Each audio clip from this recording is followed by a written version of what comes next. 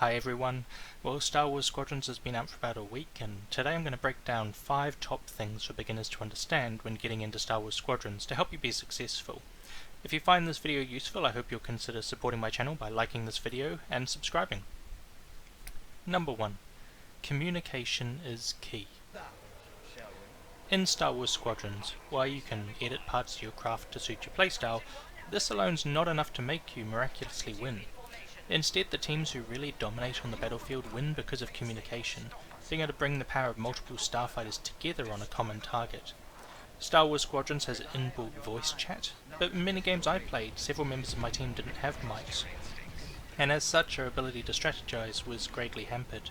If you don't have a mic, then one thing you need to be aware of is the ping button, which is a crucial way of marking important targets to your team, and knowing what it looks like when someone else flags a target for you. That might be an enemy player who's doing really well, combining forces to take them out of the game for a short time could make a big difference. Or in fleet battles, it could be a vital target or subsystem that needs destroying. Number 2.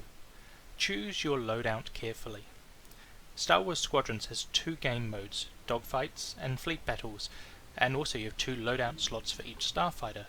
Coincidence? I think not.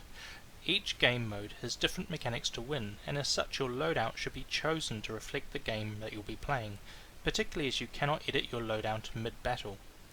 Dogfight is all about enemy fighter kills, so slow heavy weapons like torpedoes, proton bombs or a beam cannon are not going to have much value here. Missiles, however, and other weapons that help you track and hit agile targets will be very valuable. For fleet battles it could be the opposite. You'll have to take on enemy fighters, but also escort ships and eventually the enemy flagship as well, so make sure that you have some options up your sleeve for all the target types before launching your game. One thing I can suggest for beginners is to check out the laser options, as most ship classes have one option that has a limited form of guidance that helps track the target in trade-off for slightly less damage. If you're finding it hard to get a bead on your target starting out, this might be an unlock that can help in this area. Number 3. Know each craft's role and how to play it. This also includes knowing who or what to target and when, particularly in fleet battles. I'm going to give you a brief overview of each starfighter class and the situation you might want to use it. Firstly, fighters, the X-Wing and the TIE Fighter. These are the mainstay of your force and a solid choice when you have a situation that's highly changeable where you might need to fill a range of roles. As all the attributes of this class are described as medium, they don't excel at any one particular thing, but it also means they don't have any particular weaknesses either. They have a range of loadout options, able to specialize more towards the anti-starfighter role or the bombing attack role, so as I mentioned before in number 2, choose your loadout carefully to help tailor your abilities to the mission at hand. The bombers, the Y-Wing and the TIE Bomber.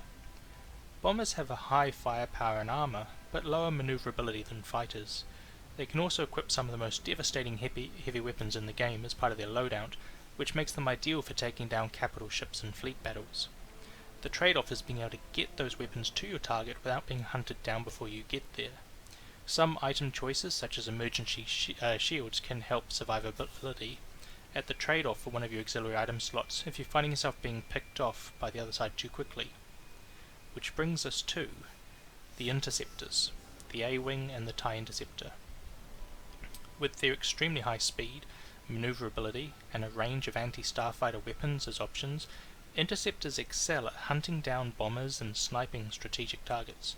Their fragile hull favours hit-and-run tactics over drawn-out conflicts, especially against numerically superior foes. As an Interceptor, you should be focused on hunting down high-value targets, for example bombers and support craft, or maybe working with your team to take down a particularly strong or experienced member of the opposing team. The support class, the U-Wing and the TIE Reaper. The key to this class is all in the name. Your role is to support the other players on your team to be successful. If you jump in the ship and just fly around shooting things, then you're hugely missing the utility and the power of this class. Having said that though, the abilities this class brings are also greatly timing dependent to be effective. So being effective in this role often relies on being in communication with your teammates and understanding the battlefield situation. See my first point about communication. There's no point in sending a resupply to a teammate who just spawned and hasn't even expended any of their abilities, when someone else on your team might be in desperate need of resupply. Likewise, dropping a turret in an area that no one's hanging around in is again a wasted effort. However, dropping a turret or supplies, particularly in a fleet battle in an area that's about to become a hotspot for an attack or defense, if you know, for instance, your team's going to go on the defensive around your capital ship, it can really help to negate the opposing team's attack and turn the tide back in your favour. Number 4. Manage your power. For gamers who played the old X-Wing and TIE Fighter games, this will be a concept they're familiar with. Your starfighter has 3 core systems: engines, weapons, and for some ships, shields. By default, the power is balanced across all 3 systems, but you can alter that distribution to meet your needs as the battle changes. If you allocate full power to any one system, it'll experience a bonus effect. Engines gives you a boost ability, weapons overcharges your lasers, and shields overcharges your shields. However, the other 2 systems will be less effective, so be sure to keep thinking about your power distribution and what you need, or you could find yourself out of firepower or speed when you need it most. For Imperial ships that don't have shields, they get an extra trick, the ability to shunt power from one system across to the other. Rebels, don't despair, you get something just as valuable in your shields. You can set them to either be the front or the rear to double down on that arc if the situation warrants it. If you're attacking a Star Destroyer, double front might help you survive while your torpedoes get that lock. If you're getting chased by a TIE Interceptor on the way back to your team, double back shields might help you hold out until you can get to safety, and then rebalance everything back to normal again. And lastly, number 5, don't die. Well, when I say don't die, what I mean here is don't throw away your virtual lives lightly, because they make a huge impact on the success of your team in both game modes. In dogfight mode, the winning team is the first one to reach the kill target, so if you make foolish decisions, like charging into a swarm of 3 TIE fighters alone, you're possibly gifting the opposing team an easy win. Likewise, in fleet battles, every time a player or AI fighter is defeated, it raises the morale of the opposing team, eventually unlocking for them to go on the offensive towards the next goal, towards the win. So if you try and charge that Star Destroyer solo when it has the danger triangle showing because your team's not on the offensive, not only will you die quickly, but you further set your team back from going on the offensive because you're raising the opposing team's morale.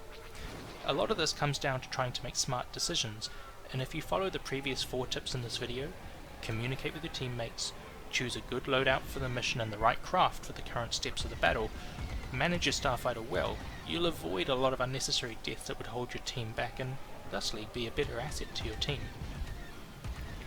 I hope you found these tips and tricks useful. If you've got further questions about the game or this video, or just want to shout out, leave me a comment below, and please consider supporting my channel by liking and subscribing. Thanks for watching.